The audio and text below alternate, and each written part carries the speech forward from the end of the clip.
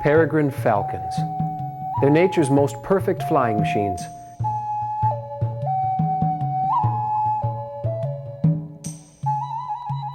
They hunt the open air, taking birds on the wing in spectacular flights. In a dive, or stoop as it's called, they can reach speeds close to 100 miles an hour. Historically, peregrine falcons were found in Wisconsin, nesting on the rocky cliffs overlooking the Mississippi and Wisconsin rivers, and on the Door County Peninsula. In fact, at one time early in this century, a 200-mile stretch of the Mississippi River between Dubuque, Iowa and Red Wing, Minnesota, had one of the highest densities of nesting peregrines in eastern North America. There were 27 recorded nest sites, or eyries. Today, the peregrine is largely absent from the historic eyries.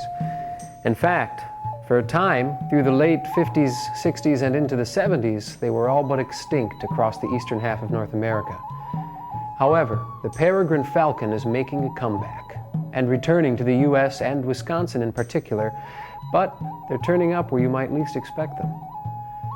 For the next several minutes, we'll explore the peregrine falcon, its proud and oftentimes tragic history in the state of Wisconsin, and the people who have labored to protect these fabulous creatures and bring them back to the skies above our state.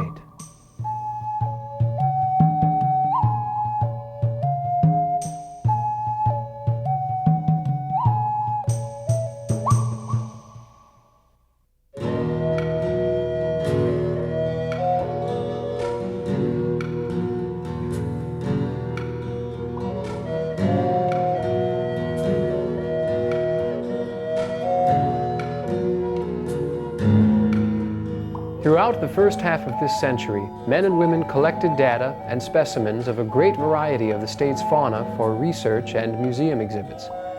People like Fred and Fran Hammerstrom from the University of Wisconsin-Stevens Point, UW-Madison's Joe Hickey, Dan Berger and Helmut Miller of the U.S. Biological Survey, Milwaukee Public Museum taxidermists Herb Stoddard and Owen Grommy, perhaps best known for his magnificent wildlife artwork, Bill Feeney, an early Wisconsin falconer who actually taught Grommy how to trap falcons, and Clarence Young, a colleague of Grommy and Stoddard's. Their efforts provide us with priceless snapshots of the peregrine's past. In fact, today a great deal of Stoddard's and Grommy's work, for example, remains as a permanent part of the Milwaukee Public Museum's collection. Included in that legacy is a collection of peregrine falcon eggs, study skins, data, and countless rich accounts of Wisconsin wildlife from early in this century. With his trusty Parker shotgun at his side, Stoddard is shown here about to collect a family of peregrines at Wisconsin's Gibraltar Rock nest site in Columbia County. The year was 1921, and although Stoddard was collecting peregrines for science, it was still a time when most raptors were indiscriminately persecuted as vermin. In fact, Herb Stoddard wrote of a trip in September of 1921 with Clarence Young. On a routine field trip along the lake shore below Cedar Grove, it was the greatest hawk flight either of us had ever witnessed. Many species poured down the shore that day. For hours I called out names and numbers of birds while Young wrote down the data. Now, while I have seen many hawk flights at other times and in other places, that flight stands out especially because of the great numbers. In all, we saw more than 2,000 raptorial birds belonging to 8 species, passing at the approximate rate of 5 birds a minute for 9 hours. It was a day of rich visual experiences. There was also an incredibly large flight of monarch butterflies down the lake shore. The museum's fieldwork at Cedar Grove expanded each year, and in 1936, Owen Grommy built and began operating the state's first raptor banding station on this site. These men and women spent many hours on such colorful adventures at Cedar Grove and along the Mississippi and Wisconsin rivers, trapping, banding, collecting, simply observing, in essence, creating a database. Feeney said, Fran, I'm looking for a boy to climb for me. And I said, climb where? He said, Peregrine Place. I said, well, you found him. I will climb for you if you'll teach me falconry. And he was very expert in Arabian type falconry. And he taught me what he knew. He was the first living falconer I ever met. And I climbed down all sorts of cliffs to band peregrines. We banded all up and down the Wisconsin River and a little bit on the North Shore. And we banded all up and down the Mississippi River on both sides of the river. And we spent a lot of time making sure that we hadn't missed occupied Irish. I think we did a pretty darn thorough job.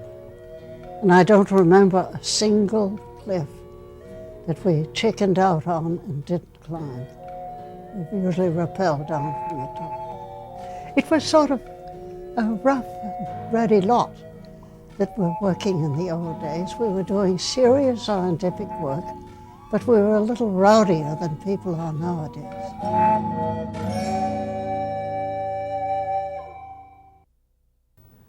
The scientific importance of this rough and ready lot's work is probably best articulated by Stoddard himself.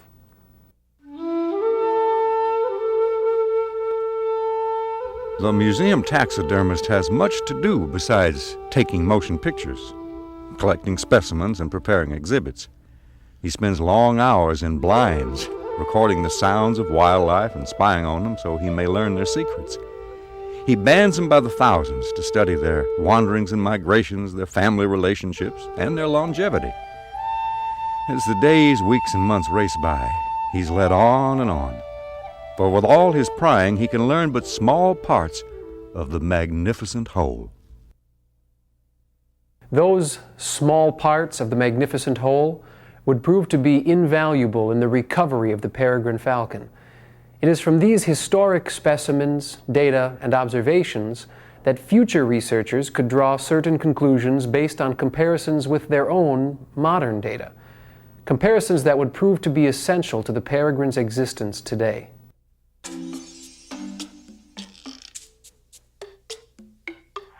Through the 1950s and into the 60s, the historic eyries remained. The peregrines, however, were rapidly disappearing, and people began to take note. In fact, veteran Wisconsin site surveyors Helmut Miller and Daniel Berger reported in 1965, the breeding peregrines are now gone.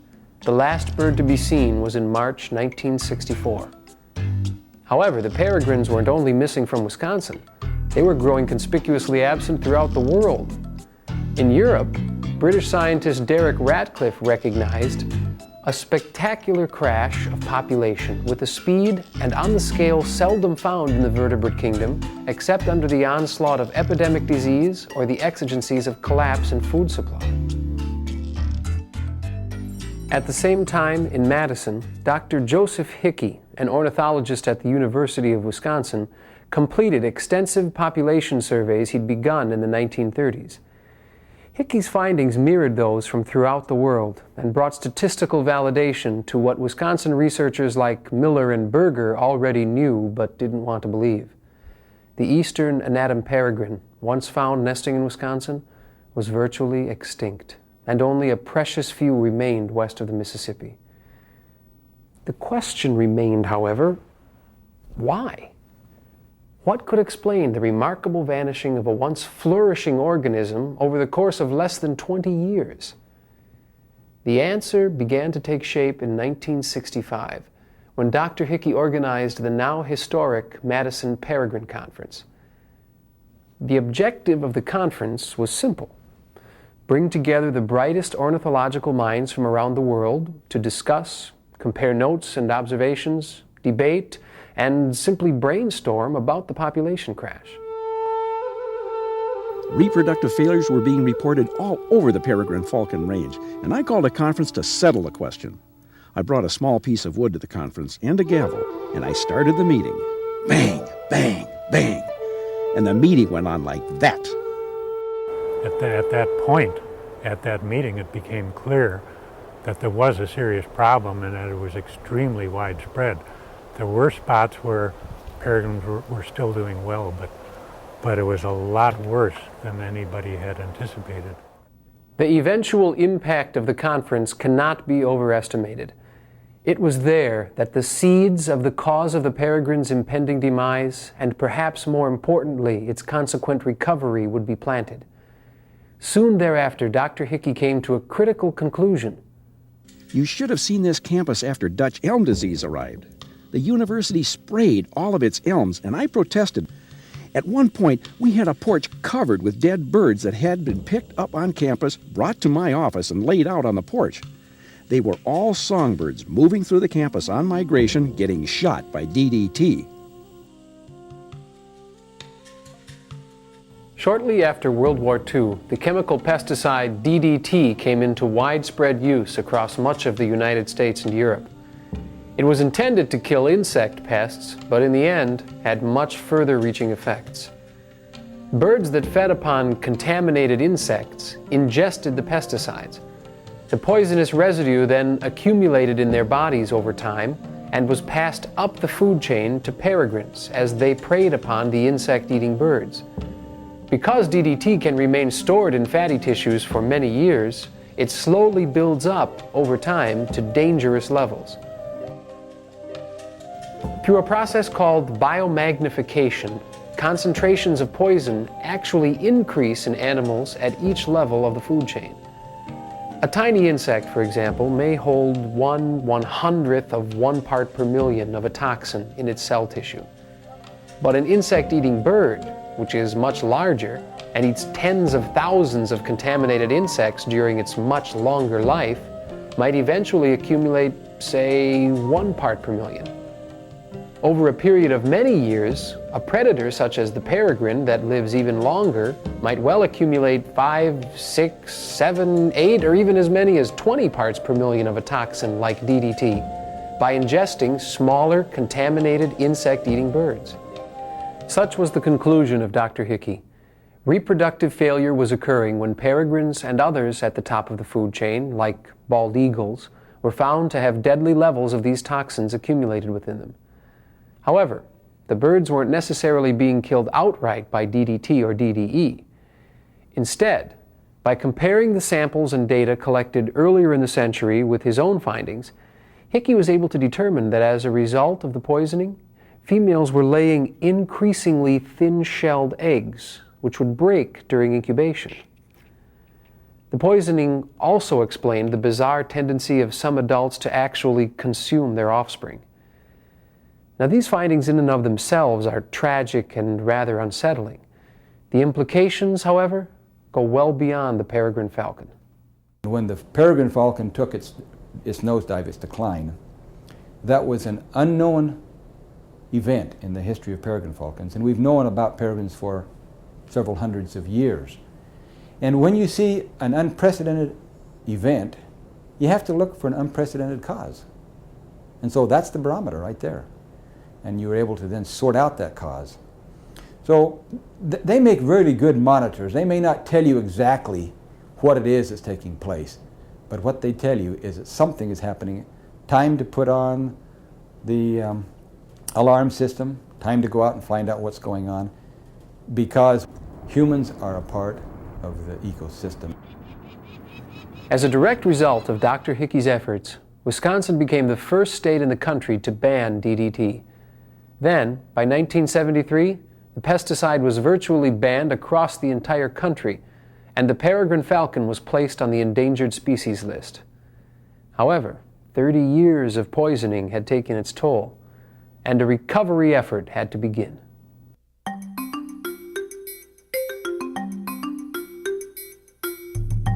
On a national scale, recovery efforts began in the early 1970s with the captive breeding work of Cornell University ornithologist Tom Cade.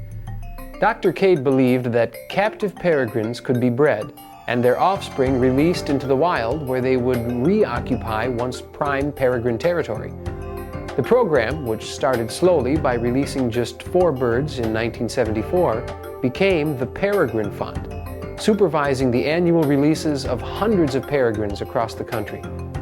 By 1990, a total of nearly 3,000 falcons had been reintroduced into 28 states, and more than 500 pairs have successfully nested. Similar programs were initiated by conservationists in the Midwest and the western United States. In Wisconsin, a recovery goal of establishing 10 pairs of nesting peregrines by the year 2000 was set. To that end, the first of what would amount to many releases in the state took place in 1987. Interestingly, attempts to release peregrines in close proximity to the state's historical nest sites were halted in the 11th hour due to the insurmountable threat from the falcon's natural predator, the great horned owl. In downtown Milwaukee, however, an urban release from a hack box atop what was then the first Wisconsin building was fully underway. Consequently, the young falcons scheduled for release near the historic sites were transferred to the city and released from the hack box on the 41st floor of the state's tallest structure. Although none of the fledglings took up permanent residence in the city, 10 of 14 chicks from Milwaukee are known to have survived. Then, a year later, in 1988, history was made in Milwaukee. 2 one-year-old peregrines, MacArthur from Fort Sheridan, Illinois, and Madonna from Rochester, Minnesota, made the nest box on the roof of the first Wisconsin building their permanent home, and became the first pair of peregrines to successfully nest in the state in over 20 years. Perhaps more incredibly, they became the first yearling pair ever on record to produce young when Madonna successfully hatched 2 eggs on the lakefront high above Milwaukee. After that first season, Madonna would never return. Not surprising given the fact that peregrine falcons have a 50 to 70% first-year mortality rate. The nest box, however, has been occupied ever since. MacArthur would return for 2 years and sire 7 more young with Sabella, a female released in 1988 from Isle Royale, Michigan. Sadly, MacArthur was found dead in Milwaukee in March of 1991. The cause of death was determined to have been avian tuberculosis. However, that same spring, Bill, a captive-produced 1-year-old from Madison, replaced MacArthur as Sabella's mate. Bill and Sabella have resided in Milwaukee for 5 years now and have produced 16 offspring. Why would a creature like the peregrine, that once soared the skies above the Mississippi and Wisconsin rivers, suddenly thrive as a city dweller and struggle in her natural habitat? The answer is quite simple. Her natural habitat has changed in the years since DDT began to decimate her numbers. The rocky ledges and open areas that peregrines need to raise and protect their young have been affected by human activity. Among other things, wildfires that once kept the area free from growth have been combated by man for many years. This has allowed timber to thrive and replace the sparse vegetation that was once so attractive to the falcon. Consequently, and slightly ironically, the same place that the peregrine once called home is now ideal for one of its few natural predators, the great horned owl. It appears as if the sheer cliffs like those of the Mississippi and Wisconsin rivers had given way to the man-made cliffs of today's city. Greg Septon, the Milwaukee Public Museum's contemporary likeness of Owen Grommy and Herb Stoddard, supervised the 1987 releases in Milwaukee and founded the Wisconsin Peregrine Society to raise funds and take a leadership role in recovery efforts. In fact, Grommy, who gave tirelessly throughout his entire life to environmental and wildlife causes, continued giving into his final days when he donated reproduction rights to his 1936 painting of an immature female peregrine falcon titled Flash to the Society to raise funds on behalf of the peregrine. Part of those funds would eventually go toward a master recovery plan devised by Septon one day while he was checking the original nest box in downtown Milwaukee. Well, actually, it was in 1988. We'd had the first nesting in the state with Madonna and MacArthur, who had both come from outside of Wisconsin, and they found what was at that time the only nest box in the whole state. Later that fall, when I was cleaning the nest box out, a young female peregrine showed up from out of nowhere, came floating up the side of the building, dropped her feet 5-6 feet in front of me where I could actually read the band number without a scope. And I went home that night and looked up the band number and realized that she'd been released 3 months earlier at Isle Royale National Park in Lake Superior, which was over 400 miles away.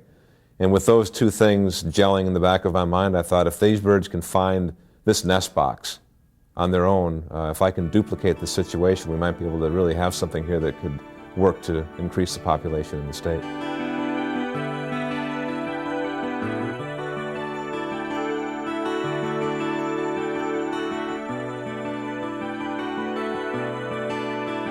In 1990, the Wisconsin Peregrine Society performed an aerial survey of the western lakeshore, the historic migration route documented over time by Septon's many predecessors, and photographed every suitable tall structure from the Illinois state line to Two Rivers, Wisconsin. The owners were then contacted and asked to sponsor a nest box at their respective sites. The idea was to emulate the 4 years of success experienced at what is now the First Star Center in Milwaukee. Release captive-bred young from a suitable site in hope that they might one day return to nest, or wandering falcons like MacArthur and Madonna would find the box and call it home. Wisconsin Electric Power Company, with 5 power plants on the shoreline, jumped at the opportunity to become landlord to a nest box. Wisconsin Electric has had a long-running, well-established environmental stewardship program, and where opportunities are identified, or where we can identify opportunities to do our part for environmental causes, we certainly try to step forward and form partnerships, do cooperative types of projects, and I guess this was just another one in a long string of opportunities we've tried to do our part. Whether it's putting up bluebird boxes, whether it's putting up platforms for osprey, we've done all those things in the past. When the need was identified for nest boxes for peregrines, it was just only natural that we should, again, step forward not only financially, but also from an operations standpoint and help construct the boxes, erect the boxes, and monitor the boxes, which we've done.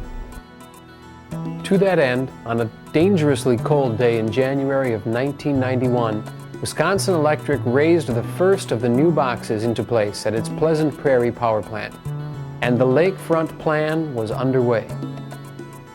With the nest boxes in place, releases of captive-bred young were undertaken in Racine and Kenosha.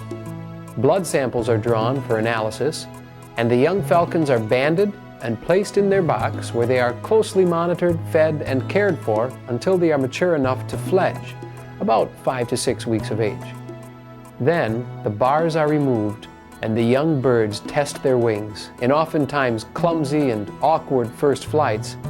Soon, however, they grow accustomed to their newfound freedom, and their flight becomes at once amazingly effortless and awesomely agile. Similar releases have been carried out in both Madison and La Crosse. To date, there are 11 nest boxes in place along the shoreline as part of the lakefront plan, and an additional 10 boxes are situated inland. As a final phase of the project, Septon has begun to implement plans for boxes and releases in Door County to position a final link in a chain along the western shores of the Great Lakes that begins with nest boxes belonging to a Canadian recovery effort which is modeled after the lakefront plan. By 1995, a site at the state's capital in Madison and 4 lakefront sites, including the Landmark on the Lake apartments and the original First Star location in Milwaukee, the Edgewater Power Plant in Sheboygan, and the Fredert Malt Corporation in West Allis were active with breeding pairs. In fact, in May of '95, Sabella at First Star hatched her 20th, 21st, and 22nd offspring from that site, while the Fredert site became home to 2 young fathered by Leopold, one of a group of juveniles originally released from Pleasant Prairie in 1992. Partnerships are a very big part of the Bureau of Endangered Resources program, simply because of the fact that we don't have the field personnel, nor do we have the financial resources because of our limited funding to do the job in a whole host of areas. The Wisconsin Peregrine Society is a good example of a partnership tied in with other partners such as Timpanoukas, Cupido, the Prairie Chicken Society, the Milwaukee Public Museum, utilities companies such as WEPCO, WP&L, various other private organizations, banks, granaries, people like that throughout the state. The idea, of course, is to extend the amount of management activity we can do with various endangered and threatened species, and peregrine falcons is a good example of that. We have to deal with the reality that faces us today, and that reality is an urban population that interacts with humans on a daily basis. So addressing the needs of both the falcons and the humans is an essential part of our project. In a given season, we work with building owners, managers, tenants, and contractors to avoid any potential conflicts. It's a people project as much as it is a falcon restoration project. And that combination is really what conservation is all about today. These are going to be classic textbook examples of conservation biology. And they've already been used. And in generations to come, these will be the examples they use, and the peregrine will be one of those. And I think this is a very brilliant idea, because one of the things that makes it difficult for the peregrines, is, when there are so few, is to have these falcons find each other. And he's got it, so all they need to do is fly up and down the lake shore, which is like a boulevard for them. If they need to find a mate, why, they can go mate hunting very simply. Leopold's arrival at Fredert nearly completes the circle of the recovery plan devised by Septon on the roof of the First Star building nearly a decade ago. After several decades of strife, Wisconsin's peregrine population is making a compelling comeback. The final piece of the recovery puzzle, however, is to ensure that this type of tragedy does not recur.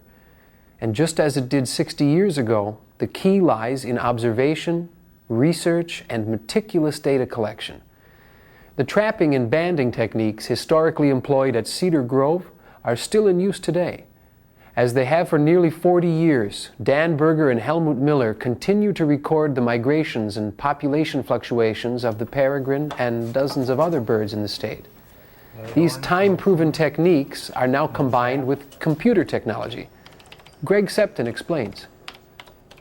Well, today we have the computer technology that will allow us to actually analyze the adult and fertile eggs we salvage for contaminant levels. So every year these eggs are taken to a laboratory in Madison and they're analyzed for contaminants such as lead and mercury, PCBs, DDT, DDE, and so on.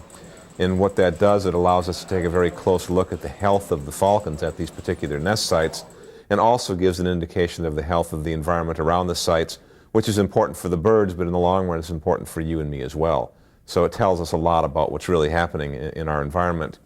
And over the last year or so, the Wisconsin Peregrine Society received a grant from the Zoological Society of Milwaukee County, which is really going to enable us to continue this work for the next few years. So it's been very important.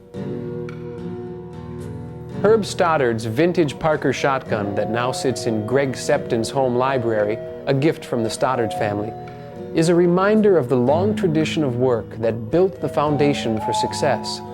The banding and collecting efforts of Stoddard, Rami, and the Hammerstroms, Joe Hickey's research, and the historic conference that led to the ban on DDT and placed the peregrine falcon on the federal endangered species list, the corporate citizenship of Wisconsin Electric, First Star, and Wisconsin Power and Light, as well as the generous support of dozens of people and organizations, including the Wisconsin Peregrine Society, Milwaukee Public Museum, the Wisconsin Department of Natural Resources, the Society of Tympanuchus cupido pinnatus, and the Zoological Society of Milwaukee County. When an animal starts to disappear from the globe as quickly and mysteriously as the peregrine falcon did, we have to examine very closely why it happened. Then we have an obligation to do something about it. Amidst endless stories of man's abuse of the environment, the peregrine falcon's return to the skies of Wisconsin is a tremendous example of an environmental success story, and man's ability to do something he simply knows is the right thing to do. I've spent most of my life trying to save the prairie chicken from extirpation. And people say, why is it important? Why are prairie chickens important? Why are peregrine falcons important? Well, the world would be much poorer without them. And you could say, why is the Mona Lisa important? It's one of the really great paintings of the world. In other words, you can't quite put your finger on it, but that doesn't lessen the importance.